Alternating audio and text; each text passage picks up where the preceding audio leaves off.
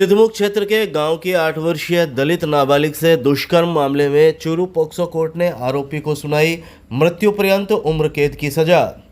चूरू जिले के सिद्धमुख थाना क्षेत्र के गांव में 8 साल की नाबालिग का अपहरण कर दुष्कर्म के मामले में चूरू पोक्सो कोर्ट ने बुधवार को अपना फैसला सुना दिया है। पोक्सो कोर्ट ने आरोपी को मृत्यु पर्यंत उम्र कैद की सजा सुनाई है। साल 2023 में सिद्धमुख थाने में यह मुकदमा दर्ज हुआ था। आरोपी ने घर के आगे खेल रही बालिका का अपहरण कर आंगनवाड़ी केंद्र में ले जाकर वारदात को अंजाम दिया था। पोक्सो कोर्ट ने साक्ष्यों के आधार पर अपना फैसला सुनाया।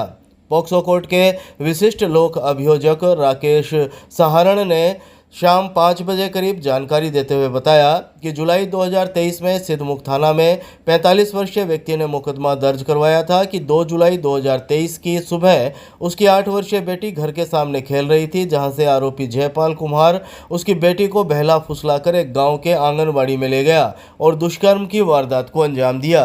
परिजनों को बेटी लहूलुहान हालत में मिली थी।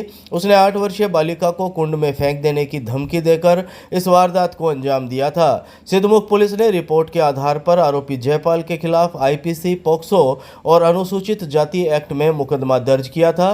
पोक्सो कोर्ट ने गवाहों के बयान और 39 दस्तावेजी साक्ष्यों के आधार पर जयपाल को मृत्यु तक कठोर आजीवन कारावास और 1,30,000 रुपये के अर्थदंड से दंडित किया है। विशिष्ट लोक अभियोजक राकेश सहारण ने बताया कि आरोपी जयपाल को जब इस मुकदमे में जमानत मिली थी तो इसने दूसरा अपराध कारित करते हुए एक 3 साल की नाबालिग से भी दुष्कर्म की वारदात को अंजाम दिया था, इसलिए कोर्ट ने नरमी का रुख नहीं अपनाया। यह मुकदमा भी आरोपी के खिलाफ पोक्सो कोर्ट में विचाराधीन है। अभियुक्त है जयपाल पुत्र सुरेंद्र।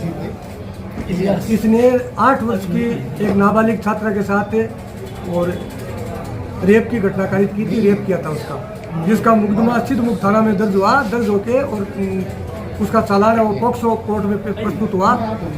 पोक्सो न्यायालय ने बाद सुनवाई गवाहों के बयान लेकर के और कुल 39 दस्तावेज हमने प्रस्तुत किए थे, जिनके साक्ष्य के आधार पे और जो पीड़िता की और अभियुक्त की जो मेडिकल रिपोर्ट है FSL से DNA वो मैच होकर आया है। उस सारे दस्तावेजों के आधार पे माननीय न्यायालय ने आज इस जयपाल को दोषी करार दिया है और दोषी करार देके इसको आजीवन कारावास के कठोर दंड से दंडित किया है।